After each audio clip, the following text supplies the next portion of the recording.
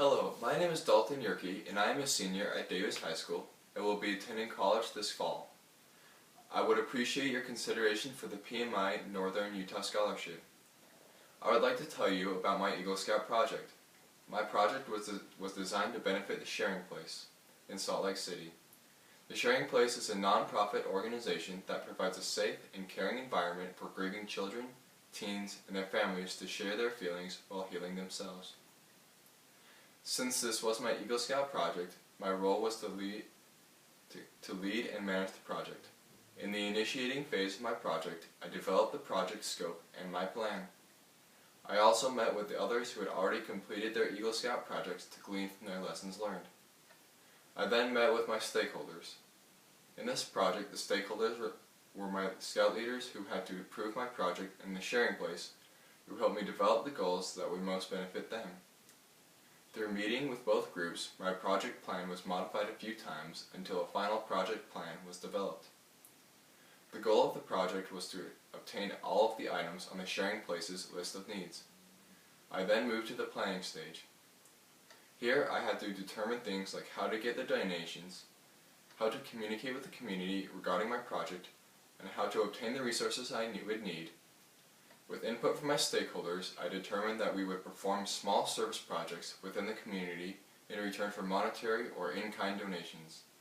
I developed a work breakdown schedule and determined the best communication methods for building awareness within the community, as well as communicating with my resources. I then set the project completion dates and worked backwards to determine the timeline for advertising and community awareness activities. In executing my project, I decided to do it in two phases. The first phase was building awareness of the project. I did this by advertising in a local newsletter, through social media, and email. I communicated with my resources through my local Boy Scout troop and text messages to schedule meetings. I had divided the neighborhood into sections on a map, which I assigned to groups of my fellow scouts. They were assigned to deliver project files to the homes in their section. To allow me to monitor and control the project, they documented their efforts on the maps and returned them to me so that I could ensure that all homes had received a flyer.